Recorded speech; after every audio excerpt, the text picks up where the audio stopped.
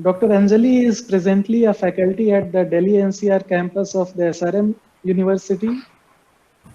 She is an assistant professor there in the Department of Biomedical Engineering and Biotechnology. Before that, she has taught at the University of Delhi in the biomedical science and microbiology areas, and she has been a research associate at PGIMER Chandigarh and a project scientist in the Delhi Technological University.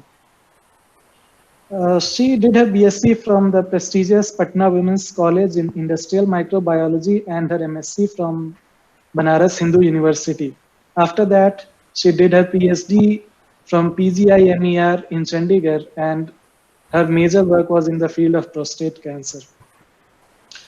She has also published a few textbooks in the field of molecular biology and cellular therapy and is member of several journals. Her other research interests include infectious disease and repurposing of drugs. So with that, now I would invite Dr. Priyadarshini. Ma'am, you're welcome. Thank you. Thank you, Piyush sir. And thank you, Sanjeev sir, for inviting me to deliver a lecture on this platform. Like, it's indeed a great pleasure for me to interact with students of my own place. Like, we had faced certain problems when we were doing our BSc. When we were out, we did our MSc, and then what to do after MSc. So it's a great platform to make the students aware of the problems and how to go about it. Like, first of all, when most of us, when we are taking biology in +2, what is our aim? We want to get into any medical college. Okay, but the seats are limited. See, and if we are not selected, it doesn't mean ki we did not we did not deserve it, or we did not do what was required, and whatever labor was required. We did everything, but something, okay, we missed something, and so we couldn't be there. But that's not the end of the road. It's let us just take it as a beginning. Okay, and I was really very fortunate that when I faced this situation, Patna Women's College was starting with this industrial microbiology course. It was vocational course. So I joined there, Patna Women's College, and it really changed my life. And I am grateful to my teachers for that. And similarly, we want to share our experiences, ki whatever steps we taken, how we were molded, and how we were guided by our seniors and our teachers. So let's start with like medical. Okay, medical नहीं हुआ, कोई बात नहीं. आपने BSc कर ली. BSc के बाद बहुत सारे ऑप्शंस हैं. ठीक है, आप बॉटनी, जुओलॉजी कुछ भी ले सकते हो, बायोटेक्नोलॉजी ले सकते हो, या फिर माइक्रोबायोलॉजी ले सकते हो, है ना. ये सारे ऑप्शंस है फॉर बायोलॉजी स्टूडेंट्स. लेकिन इसके अलावा, जिसके बारे में अभी हमारे स्टेट में बहुत ज्यादा जानकारी नहीं है, it's about food technology. Okay, it's coming in a very big way, the food technology. तो इसमें एंट्री जो होती है वो 3 लेवल पे होती है. आप या तो यूजी कोर्स ले सकते हैं, या यूजी किसी भी बायोलॉजिकल या लाइफ साइंस में करके आप पीजी में उसमें जा सकते हैं. तो आज मेरा जो ये पूरा लेक्चर है, ये इस पे बेस्ड है कि इस पर्टिकुलर फूड टेक्नोलॉजी के कोर्स में आप कैसे जा सकते हैं, कौन कौन से इंस्टीट्यूट्स हैं, और इस कोर्स को करने के बाद आपके पास जॉब अपॉर्चुनिटीज क्या क्या रहेंगी, क्योंकि that's the most important thing, है ना. अल्टीमेटली ये सारी पढ़ाई जो हम लोग कर रहे हैं, we want to go to into academics, or we want to join any industry, we want certain kind of placement. तो इस सारी चीजों के बारे में आज मैं डिस्कस करूंगी. So I'll be starting with my presentation now.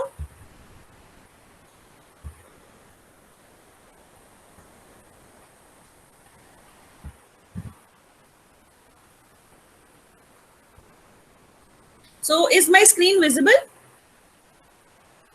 Yes, ma'am. Okay, thank you. So first of all, if I now is it visible? Yeah. Okay, thank you. Now let's start with biotechnology, because see, biotechnology is a very broad field and so many things are coming out of it. So it means what? Bios, it means life, and technology means tool. So there are, we learn about life and the tech and certain tools and how and the application of those things. So this is the study of tools from living things, and it is a technological application that uses biological system, living organism, parts of living organism to make, modify, improve plant or animals for a beneficial use. अब यहाँ पे जो improve plant and animals हम लोग कर सकते हैं, this is a very important part of food biotechnology. अब as you know, it's biotechnology is an interdisciplinary science जिसमें कई सारी चीजें हैं. बायोलॉजी हुआ, फूड साइंस हुआ, इम्यूनोलॉजी हुआ, लिस्ट गोज ऑन. और इसके साथ हमारा एक फूड बायोटेक्नोलॉजी भी आता है. नाउ अब let's go to food biotechnology की एग्जैक्टली ये है क्या. तो it's a branch of science which deals with techniques which is involve in production, processing, preservation, packaging, labeling, quality management, and distribution of food products. And it also involves techniques and processes that are used to transform raw materials into food. And extensive research is going behind all these food items. So as you can see कि यहाँ इस पूरी इस slide में जहाँ जहाँ मैं ये प्रोडक्शन है, प्रोसेसिंग है, प्रेजर्वेशन, पैकेजिंग, इन सारी जगह पे एक तो आपके पढ़ाई का स्कोप है और दूसरा आपके प्लेसमेंट का स्कोप है in all these fields. Okay, so it's a very vast growing field. अब food biotechnology is the application of technology to make और modify animal, plant, microorganisms which have desired production and marketing or nutrition related properties to obtain food. जिन्होंने BSc में microbiology या biotechnology, या आजकल तो biotech +2 में भी करते हैं, तो उसमें बताते हैं ना कि बहुत सारे प्लांट को मॉडिफाई कर दिए कि certain amino acid is lacking in rice, so scientist have incorporated it. या बीटी कॉटन के बारे में आपने पढ़ा होगा कि उसको डिजीज रेजिस्टेंट बना दिया. तो ये अल्टीमेटली इसमें क्या है, अब टोमेटो ग्रो कर रहे हैं which can also act as a vaccine. तो ये सारी चीजें जो आती हैं, ये food biotechnology, it's the amalgamation, mixture of various tools and food. Now अब इसका एप्लीकेशन कहाँ कहाँ है, तो प्लांट एग्रीकल्चर में है. क्यों चाहिए, क्योंकि इंक्रीज प्रोडक्शन हमें इंक्रीज करना है ना. अब वर्ल्ड का पॉपुलेशन तो आपको मालूम ही है, and India is contributing to a great deal, and most of our population is still, it cannot get 2 square meals. Okay, so it's a very big challenge to undertake that at least the people should get 2 square meals per day. Then for this, crossbreeding is done to enhance the various qualities which is present in the plants. Herbicides, pesticide resistant plants are being raised, and the use of soil bacteria such as Bacillus thuringiensis as an insecticide. And now BT gene has also been taken to be incorporated in the cotton plant. Now comes the food processing. अब food processing में क्या क्या है, use of bacteria, sorry bacteria का spelling यहाँ गलत हो गया है, please forgive me for that. तो इसमें use of bacteria में क्या होता है कि there are so many food products. अब हमारे यहाँ जो दही होती है, ये क्या होता है, इसमें लैक्टोबैसिलस इज फर्मेंटिंग इट, है ना. It is producing lactic acid and which is helping in curdling, and then we are taking, and this is also acting as a probiotic. So apart from making the milk product more digestive, the bacteria itself would be helping later on because it acts as a symbiont. It helps in the digestion of various type of food product and production of cheese. It also requires the involvement of many types of microorganisms. तो इसमें आपका food technologist का role क्या है, food technologist का role ये है कि वो माइक्रो ऑर्गेनिजम्स को चेक करे, ठीक है, जिसकी वजह से उसके प्रोडक्ट का बेटरमेंट हो जाए. बेटरमेंट किस सेंस में, या तो दिखने में अच्छा हो जाए, या टेस्ट में अच्छा हो जाए, या उसका शेल्फ लाइफ अच्छा हो जाए. तो ये सारी चीजें इसमें आती हैं. Then फूड प्रोसेसिंग में जो मैं बता रही थी कि शेल्फ लाइफ को एक्सटेंड करना है, एफिशिएंट फूड प्रोसेसिंग लाना है and better nutrient composition. Like अभी ट्रेडिशनली जिस मेथड से बन रहा है, अभी क्या होता है कि ये आजकल मार्केट में कर्ड अवेलेबल है, मिष्टी दही अवेलेबल है, आप कभी भी खरीदिए, ठीक है, तो उसका टेस्ट जो है वो बिल्कुल एक जैसा रहता है। आप किसी भी बैच का खरीदिए, तो ये कैसे मेंटेन किया जाता है ये, क्योंकि वहां पे वो सारी प्रोडक्ट्स को बनाने के लिए मिक्स्ड कल्चर नहीं, प्योर कल्चर यूज किया जा रहा है। घर में हम क्या करते हैं, जो हमारे घर में दही है पुरानी, उससे थोड़ा सा निकाल के हमने दूध में डाल दिया, okay, now next day this curd is ready. लेकिन उस जो हमने लिया है, इनोक्यूलम लिया है, इट्स इनोक्यूलम, वो इनोक्यूलम सिर्फ लैक्टोबैसिलस तो है नहीं, उसमें और भी बहुत सारे माइक्रो ऑर्गेनिजम्स हो सकते हैं। तो we are taking a mixed culture, जिसकी वजह से हर बार हर नया बैच जो हम बनाते हैं उसमें हो सकता है टेस्ट में डिफरेंस आ जाए, मे बी लैक्टिक एसिड के बजाय कुछ और भी प्रोड्यूस हो रहा हो। This cannot be done when something is being manufactured as an at an industrial level.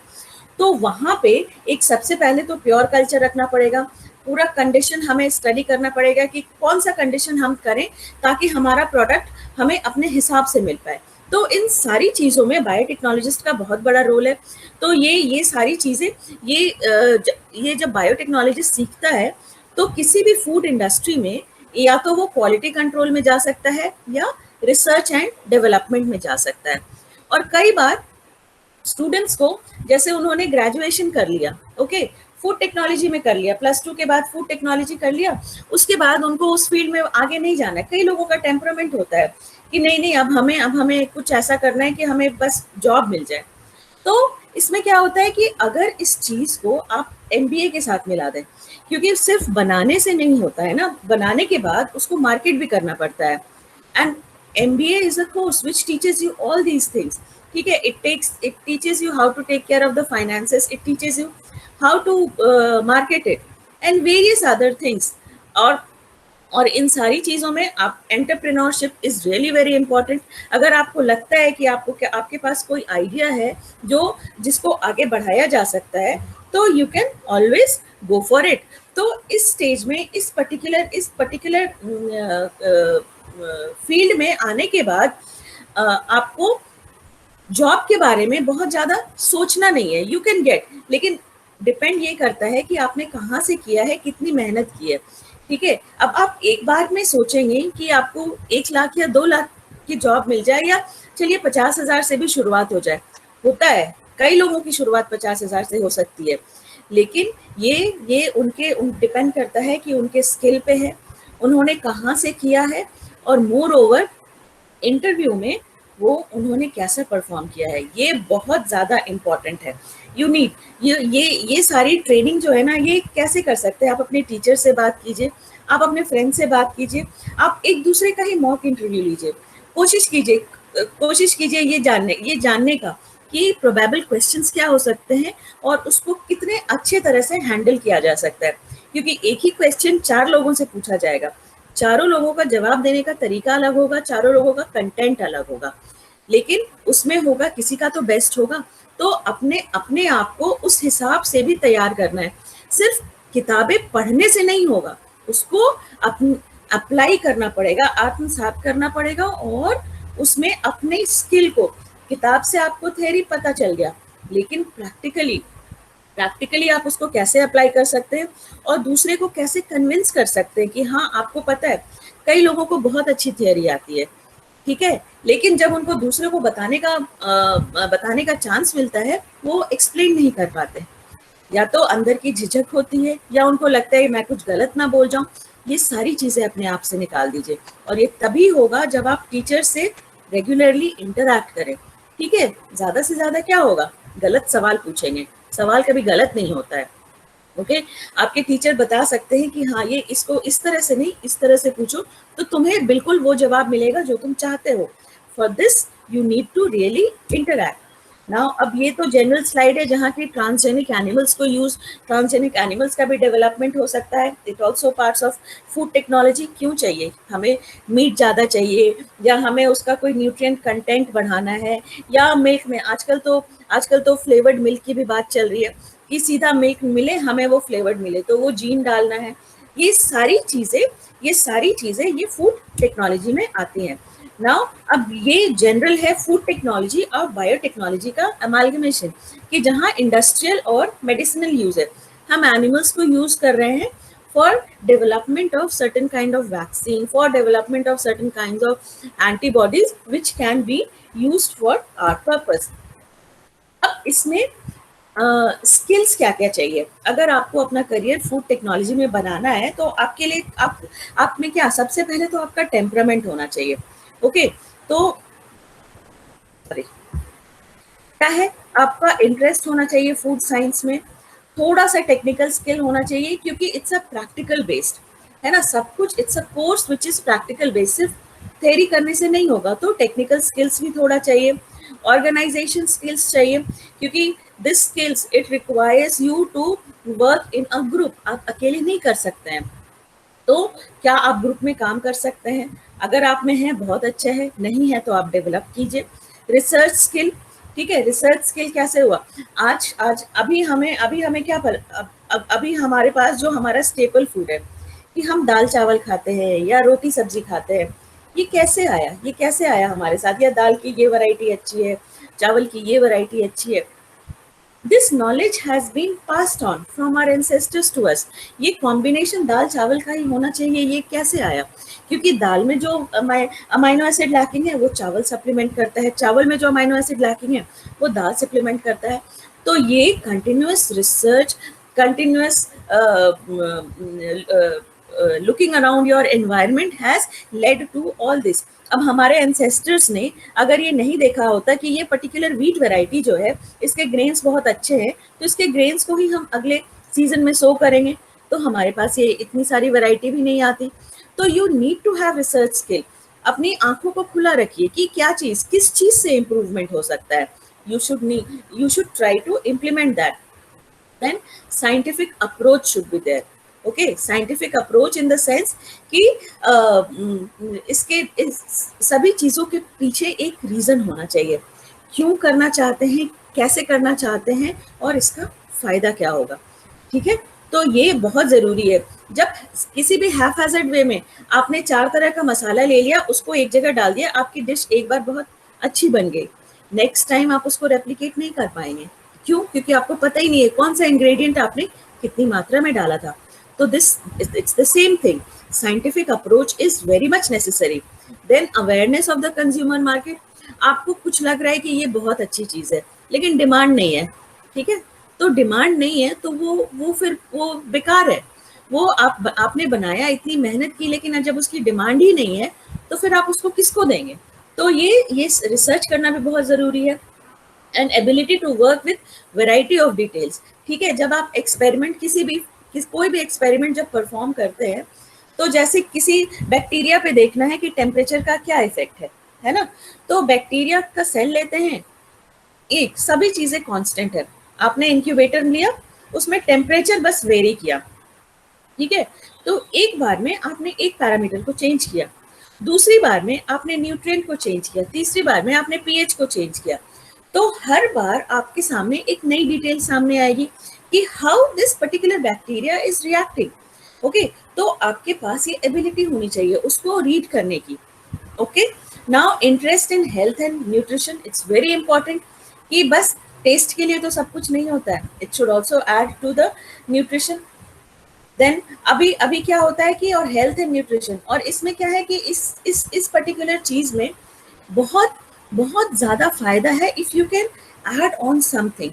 अब मैं मैगी की, सिंपल मैगी की बात लेती हूँ, ठीक है, मैगी में ऐसा कोई हेल्थ बेनिफिट नहीं है, लेकिन उसमें उसमें उस पर्टिकुलर कंपनी को कितना ज्यादा फायदा हो रहा है, एंड डू यू नो, जो उसका, have you ever read the masala, the packet मसाले का जो पैकेट होता है, they have not given any detail about it, okay ये मेंशन होता है कि okay it's contains garlic, it contains onion, it contains this, how much nobody knows. So ये सारी चीजें भी आपके पास ये एक ट्रेड सीक्रेट की तरह आपके पास रह सकती हैं, ठीक है। जब आप किसी और को ट्रांसफर करेंगे तो you will B charging for it. तो ये सारी चीजें, ऐसा नहीं है कि ये सिर्फ एक साइंस के एक लैब में काम करने से ये सारी चीजें आपके पास आ सकती हैं। कोका कोला का सीक्रेट अभी तक किसी को नहीं पता है ना। ये और वो उसी सीक्रेट की वजह से it's still in the market and earning. Now you need to understand कि किसी भी फील्ड में जाने के लिए सबसे पहले आपका एप्टीट्यूड होना चाहिए और इंटरेस्ट बहुत ज्यादा जरूरी है।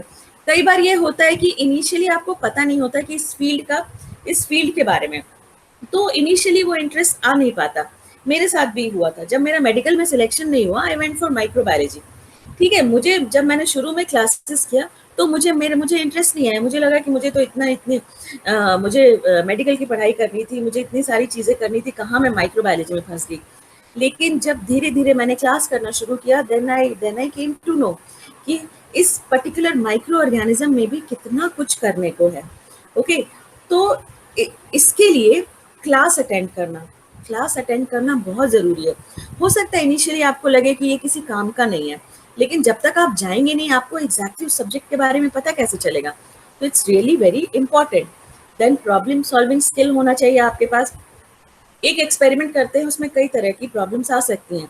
तो दिया होता है ना, जैसे आप कोई मशीन यूज कर रहे हैं, तो मशीन के साथ उसको यूज करने का बुक भी दिया रहता है कि इसको पहले ये बटन प्रेस कीजिए, ये बटन प्रेस कीजिए, फिर भी नहीं आ रहा है तो उस साथ में ये भी दिया रहता है कि अगर ये नहीं आ रहा है तो इसमें आप ऐसा कीजिए, आपकी प्रॉब्लम सॉल्व हो जाएगी। This is known as troubleshooting. तो ये सारी चीजें आपको सीखनी पड़ेगी कि हमेशा हमेशा हर एक्सपेरिमेंट सक्सेसफुल नहीं होता है, लेकिन आपको तो ये पता होना चाहिए या उसको स्टडी करिए कि उसमें क्या गड़बड़ कर ली है आपने और उसको कैसे मॉडिफाई करके आप इम्प्रूव कर सकते हैं। ऑब्जर्वेशन स्किल इसमें बहुत ज़रूरी है। टाइम मैनेजमेंट, आप कोई प्रोडक्ट डेवलप कर रहे हैं, आप उसको 4 साल लग गए आपको, जस्ट फॉर एग्जाम्पल, और 2 महीने में किसी ने कर दिया, आप तो पीछे रह गए। अब मार्केट में जो पहले से है, आपका कॉम्पिटिटर तैयार हो गया। तो time management is very much important and analytical mind should be there. अब इसके लिए एलिजिबिलिटी क्राइटेरिया क्या क्या है? अब मैंने जैसे पहले बताया था कि इसमें 3 स्टेजेस पे एंट्री हो सकती है। ओके, या तो +2 के बाद जाइए आप, इस +2 के बाद जाने में आप बीएससी कर सकते हैं, बीटेक कर सकते हैं, ठीक है। बीएससी 3 साल का है और बीटेक 4 साल का है इन फूड टेक्नोलॉजी।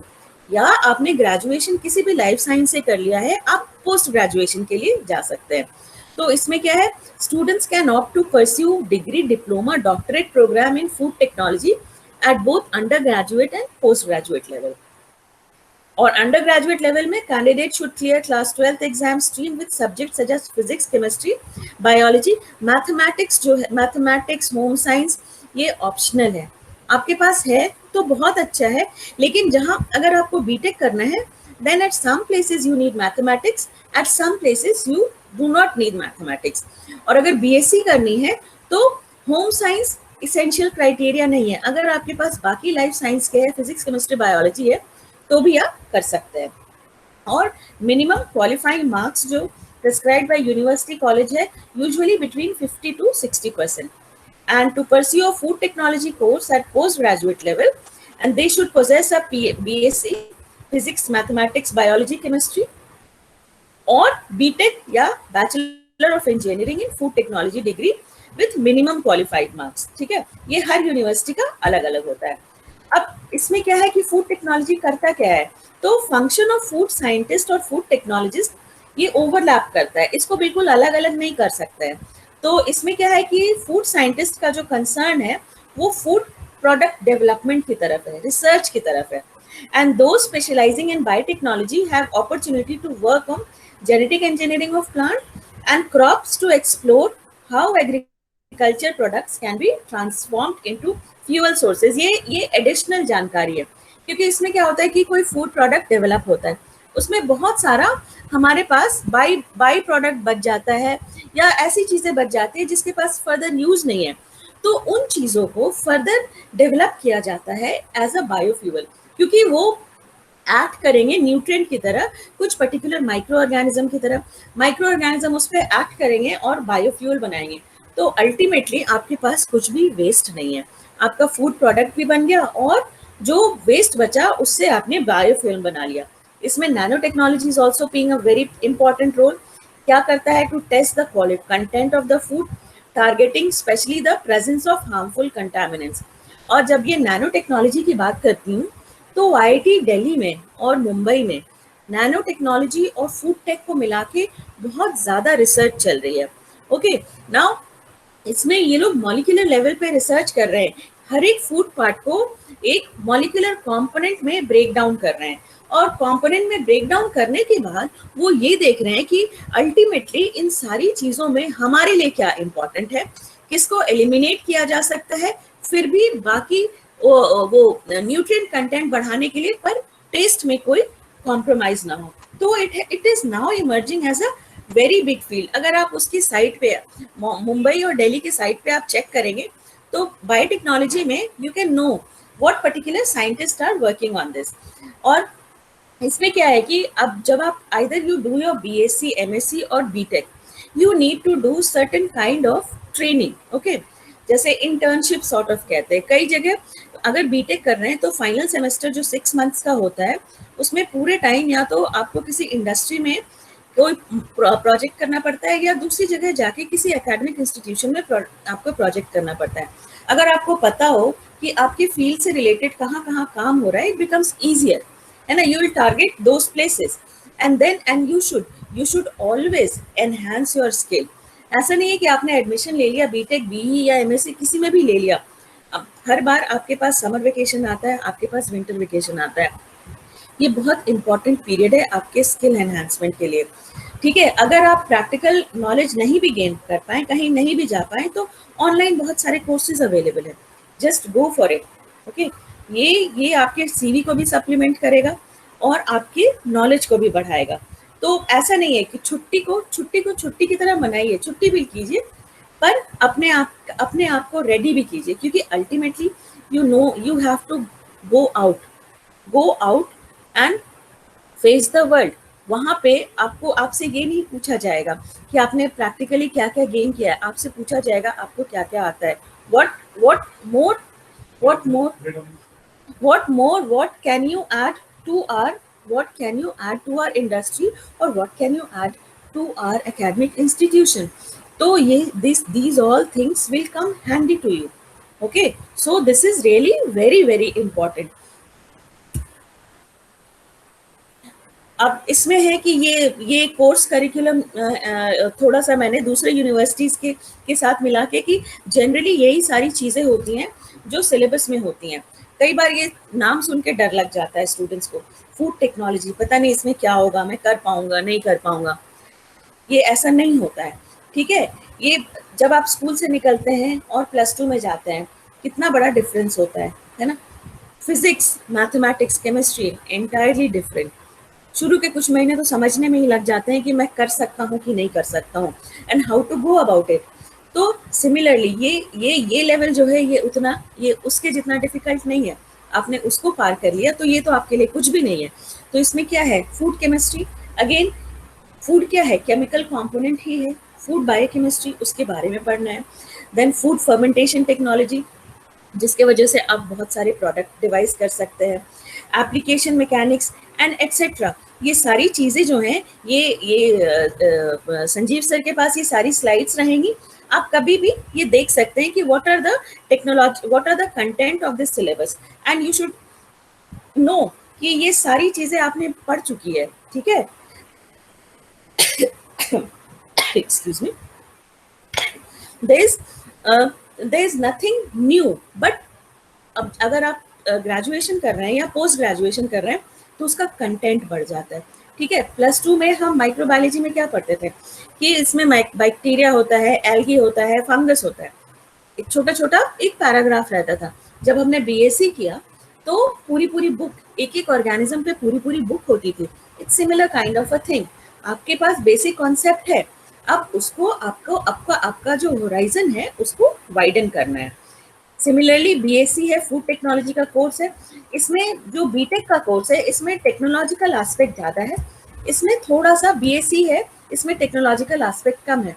और अगर आपका मैथमेटिक्स और बायोलॉजी दोनों में बराबर इंटरेस्ट है तो मेरा सजेशन ये है कि आपको बीएससी की बजाय बीटेक ट्राई करना चाहिए। ओके, देन एमएससी है। एमएससी में भी सब्जेक्ट्स वही हैं एज यू कैन सी, लेकिन कंटेंट वुड बी एनहांस्ड। आपको और ज्यादा चीजें उन सभी के बारे में पढ़नी पड़ेंगी ना। अब इसमें क्या है कि इसमें जॉब प्रोफाइल या टॉप रिक्रूटर्स कौन से हो सकते हैं, तो टॉप रिक्रूटर्स इन फूड टेक्नोलॉजी, ये मैं अपनी कंट्री की बात कर रही हूँ, ठीक है, इंडिया की बात कर रही हूँ, बाहर की बात नहीं कर रही। एमटीआर फूड लिमिटेड, कितना सारा है उसका जो पैकेट्स अवेलेबल है रेडी टू ईट, है ना। तो ये ऐसे तो आया नहीं है, उसमें किसी ने रिसर्च किया होगा, उसने किसी ने किया होगा कि इसको इस तरह से पैकेज करे, इस तरह का प्रेजर्वेटिव डाले ताकि इसकी शेल्फ लाइफ बढ़ जाए और हम मार्केट कर सके और ये इजी हो जाए कि लोग जहाँ बना नहीं सकते, इसमें सिर्फ गर्म पानी डालेंगे, it's ready. Okay, and it's a great thing. Then Dabur India, PepsiCo, Nestle, Agrobiotech, Perfetti, Cadbury, gift food, Amul, Godrej, Britannia, ITC. ITC it contains a lot number of hotels, and it requires these food technologies. Okay, and Parle products. Parle तो अब Parle is not going very well, तो but still it's there. But अगर एक बंद होता है तो फिर और भी नई कंपनीज आती हैं, तो no need to worry about that. Hindustan Lever Limited, Milk Food, Coca-Cola Limited, etc. can be there. तो इसमें ये होता है कि बीएससी के बाद भी आप जॉब में जा सकते हैं, बीटेक के बाद भी जा सकते हैं, एमएससी के बाद भी जा सकते हैं, लेकिन जो प्रोफाइल होगा वो आपका डिफरेंट होगा। जब अगर आप ग्रेजुएशन के बाद जा रहे हैं तो you will be starting as a technical person, है ना, टेक्नीशियन। तो उसमें है कि आपको बताया जाएगा कि you need to do this, you won't be given the independent project. After MSc you are more inclined towards the research, ठीक है। तो उसमें आपको आपको थोड़ा बहुत मिल जाए कि okay, you design your project and you devise your plan, ये बहुत सारा होता है। But after PhD there is a lot of scope. अब इसमें भी बीएससी और एमएससी या बीटेक और एमएससी या एमटेक के बाद आपके पास ऑप्शन है। Still if you want to go for MBA, you can definitely go for MBA. और फिर लेकिन जो अब इसमें यह होगा कि अब आप रिसर्च एंड डेवलपमेंट के बजाय अब आप मार्केटिंग में जॉब मिल सकती है। तो और इसमें यह है कि रिसर्च का फील्ड थोड़ा सा लंबा होता है, ठीक है, बहुत थोड़ा टाइम चाहिए होता है अपने आप को स्टैब्लिश करने में। अगर आप एमबीए करते हैं तो टाइम थोड़ा सा कम लगता है। तो एक तो आप अपने इंटरेस्ट के हिसाब से, और दूसरा क्या आप टाइम दे सकते हैं, उस हिसाब से डिसाइड कीजिए कि whether you want to go for research और एमबीए। अब best suited for food technology, lab technician हो सकता है, रिसर्च साइंटिस्ट हो सकता है, ऑर्गेनिक केमिस्ट हो सकता है, बायोकेमिस्ट हो सकता है, क्वालिटी कंट्रोलर और फूड इंस्पेक्टर। ये फूड इंस्पेक्टर की जो पोस्ट है ये गवर्नमेंट में भी इसका एडवर्टाइजमेंट आता है। There is an examination head, ठीक है, जैसे पीसीएस होता है ना, यूपी पीसीएस होता है, उसके थ्रू भी होता है, हमारे यहाँ बीपीएससी होती है, उसके थ्रू भी होता है। तो ये सारी है, तो इसमें ये अगर आपने ये कोर्स किया हुआ है तो it helps you a lot. Then managers and accountants, then home economist है, is an expert in nutrition and dietetics, and professionals main job is to test the food recipes as per the direction mention on the container. Okay, engineer हो सकते हैं and food product developer. अब इसमें क्या है कि ये अभी नया है, तो स्कोप बहुत ज्यादा है। जब भी कोई फील्ड नई आती है ना तो उसमें स्कोप बहुत ज्यादा रहता है। स्टिल जो स्किल्ड मैन पावर है उसकी कमी है। तो everywhere people have become conscious about health, conscious about nutrition. We want to feed the entire world. So many things are required. So food scientists, food technologists, food engineer, they are required. Okay, so and why pursue? Because the food industry is one of the largest in the world. People will never stop to eat. जैसे medical में होता है ना, कभी लोग बीमार पड़ना बंद नहीं हो सकते, ठीक है, हमें इन्फेक्शन होगा या कुछ ना कुछ बॉडी में कोई प्रॉब्लम होगी, वी नीड अ डॉक्टर, ये वी नीड मेडिसिन। तो एक तो मेडिसिन, एक फार्मेसी, ये कभी बंद नहीं हो सकता। सिमिलरली हमारे जिंदा रहने के लिए खाना तो बहुत जरूरी है, तो food industry will never stop eat, तो this industry will never stop expanding. Okay, पहले क्या होता था जब हम छोटे थे तो हमें नहीं पता था पिज्जा क्या होता है, वी डिडंट नो, हमारा एक्सपोजर ही नहीं था। अब आजकल के बच्चों को उनके स्टेपल फूड में आ गया है, पिज्जा आ गया है, बर्गर आ गया है, घर में नूडल्स बनने लगे हैं, सब कुछ बनने लगा है। ठीक है, तो ये क्या है कि अब पूरी दुनिया की चीजें हैं वो हमारे पास है, हम खुद उसको ट्राई कर रहे हैं। अब उसमें है कि आप इसको कैसे, अब पहले पहले पिज्जा आया, पिज्जा बेस्ड मैदे का बना होता है, not good for your health, किसी ने उसको मॉडिफाई कर दिया, व्हीट का बना दिया, आटा आटा ब्रेड आ गया, आटा मैगी आ गया। तो ये सारी चीजें हैं, ये नई इनोवेशन है, तो इसमें कई सारे स्कोप है, क्योंकि nutrition, food and nutrition can never go out of mind or out of fashion, you need to, so demand is always there and it's recession proof। recession में बाकी लोगों के काम जाएं तो जाएं, एक फूड टेक्नोलॉजिस्ट का नहीं जाएगा, क्योंकि फूड तो सबसे जरूरी है। And you can choose your role within the food industry. आप डेस्क पे बैठना चाहते हैं, लैब में रहना चाहते हैं, R&D में चाहिए, मैन्युफैक्चरिंग में चाहिए, quality control, sales, marketing, teaching, consulting within the government, industry और एकेडमिया। ठीक है, तो इसमें है कि ये इतने सारे स्कोप्स हैं, आप अपने स्किल को उसी तरह डेवलप कीजिए जिस तरह का आप नेचर ऑफ जॉब चाहते हैं। अब मैंने BSc माइक्रोबायोलॉजी की, इंडस्ट्रियल माइक्रोबायोलॉजी, MSc मेरी बायोटेक में थी, और फिर PhD मैंने की एक्सपेरिमेंटल मेडिसिन। ठीक है, अब इन सारी चीज़ों में थोड़ा थोड़ा चीज़ सब कुछ फूड टेक में अप्लाई होता है। तो I am also teaching my hotel management students about nutrition. तो ऐसा है, फूड कभी हम अलग कर ही नहीं सकते, तो इट कैन ऑल्सो, तो और and it has been seen a rapid growth in recent years. Okay, पहले क्या होता था, घर में महीने भर का राशन आ गया, राशन इंक्लूडेड दाल, चावल, आटा, नमक, दैट वाज इट। अब राशन में मैगी, बिस्किट, ब्रेड, ये सब भी इंक्लूड हो रहा है। तो ये क्या है, ये सारे हम कंज्यूम करना, we are consuming more and more, so there is a lot of scope for research and development of more products as well as marketing of more products। और ये top academic research institutes in India है, जैसे CFTRI है ना, central food technological research institute, national institute of food technology, entrepreneurship and management, National Institute of Crop Processing Technology, National Agri-Food Business, and so on.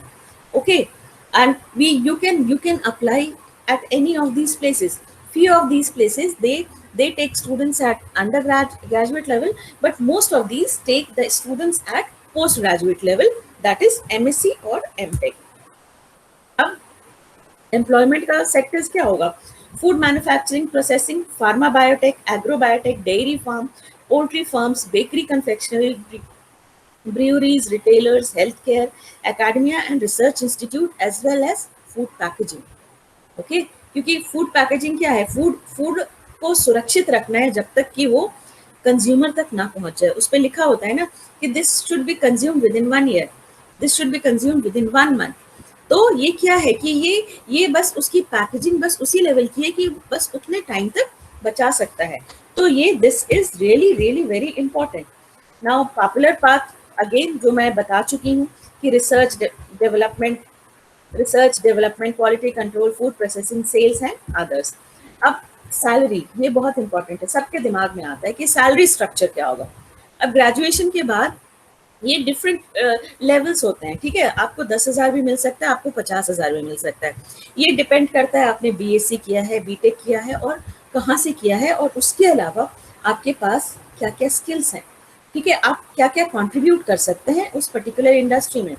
यहाँ पे अगर आप academic institute में जाएंगे तो एक टेक्नीशियन से ज़्यादा आपको नहीं मिलेगा। किसी इंडस्ट्री में जाते हैं तो धीरे धीरे करके आप एक टेक्नीशियन से शुरू करके आगे बढ़ सकते हैं। Better to do your post graduation. ठीक है, अब पोस्ट ग्रेजुएशन आपने कर लिया, इसके बाद क्या हो सकता है, अगर आपको रिसर्च में जाना है तो you will be needing this JRF and SRF, है ना। ये CSI क्लियर कीजिए, DBT क्लियर कीजिए, DST की स्कॉलरशिप्स जो होती हैं वो आप ले सकते हैं, and it's a very good amount nowadays. As you can see, ये प्लेसेस पे डिपेंड करता है, जैसे मेट्रो में 30% HRA मिलता है, कई जगह 10%, 12% मिलता है, कई जगह 20%। तो अगर मेट्रो में आप HRA ले रहे हैं तो आपको आपकी फेलोशिप इज अराउंड 40,000, ठीक है, and it's a very good amount. ये आपको 5 सालों तक मिलेगा। अगर आप पोस्ट ग्रेजुएशन के बाद आप बाहर जाना चाहते हैं, then again you need to clear your exam. PhD के लिए भी आपको फेलोशिप मिलती है, and it can, and starting होती है 3,000, मैं USA की बात करती हूँ, $3,000 से। ओके, तो it's also a good amount. Then you can go for industry में भी again it depends on your skill, entirely on your skills, whether you are getting 10,000 or you are getting 1 lakh, ठीक है। Companies, many companies they take, इसमें क्या है कि दे employ as technologist. अब जैसे, और इसमें है इंडस्ट्री में प्राइवेट इंडस्ट्री के अलावा एक हमारा बायोटेक कंसोर्टियम भी है, एक बायरैक भी है। दे employ as technologist 1 या technologist 2 and they are paid really well. The starting salary is 60,000 to 70,000.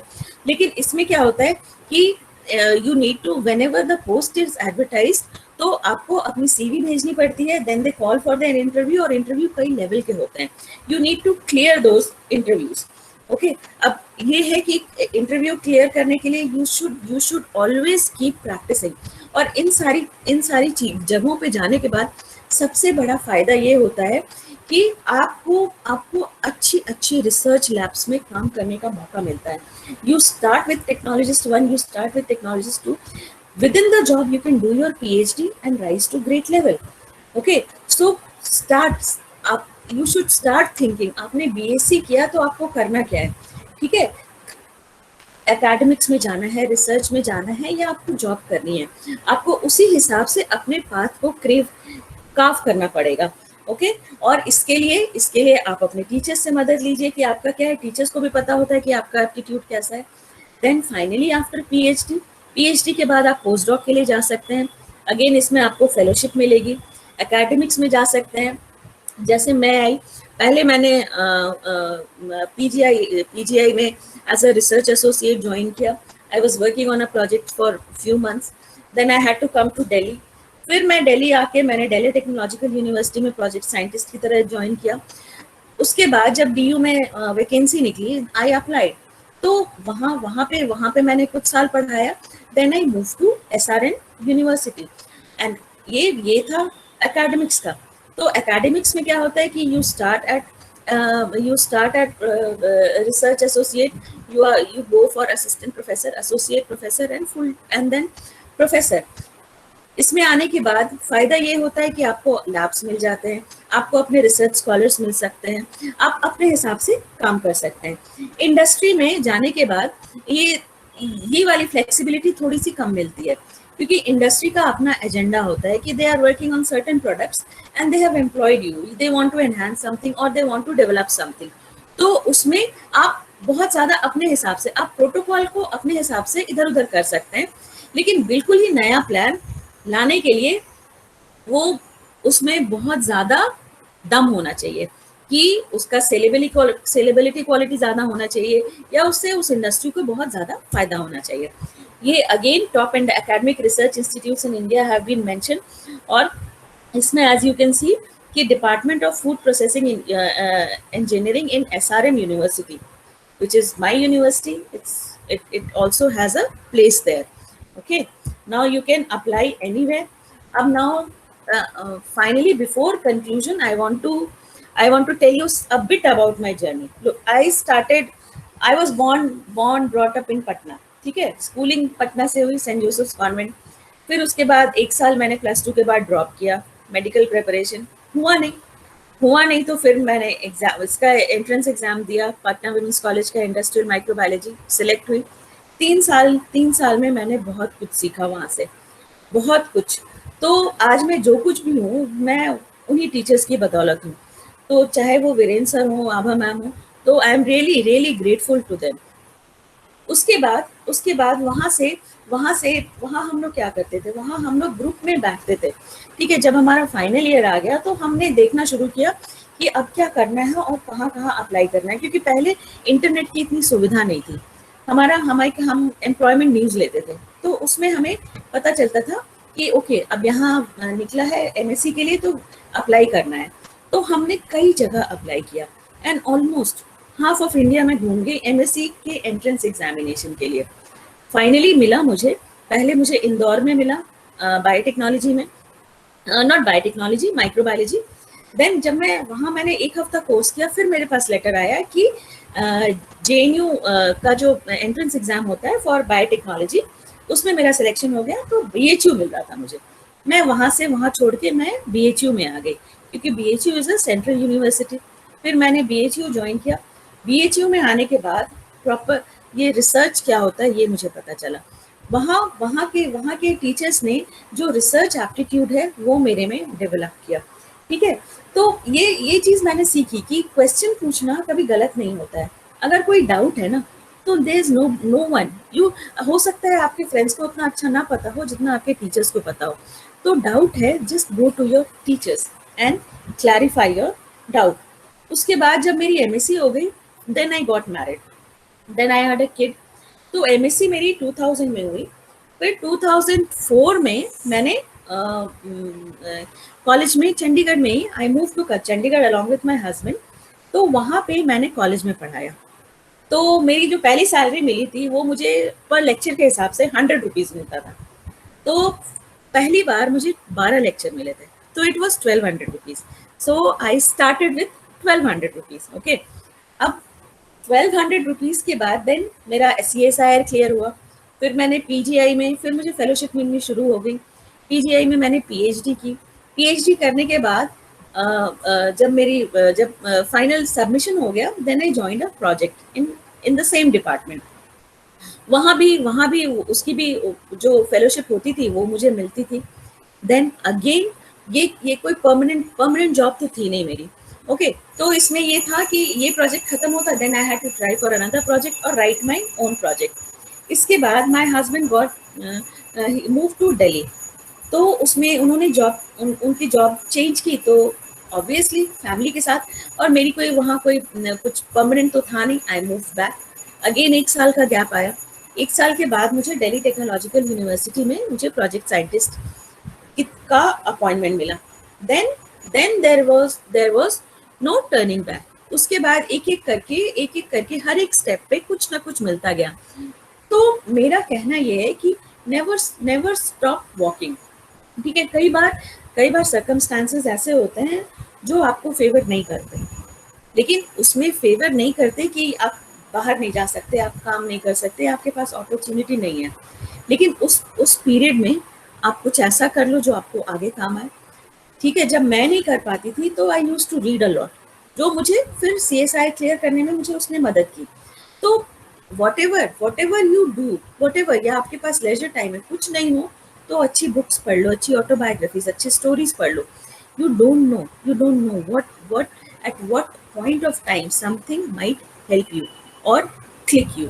Okay, so this is the I'll not say the end of my journey. I have just started and I want to move further. And I also want कि you all should move further in various directions in whatever interest you have. And these are the various textbooks which I have written: cellular therapy, molecular diagnostics. And it's not very clear, I just took the snapshot from the net and I just pasted it, and it's available on Amazon too. And biocatalyst and agricultural biotechnology and molecular biology, different facets. Okay, so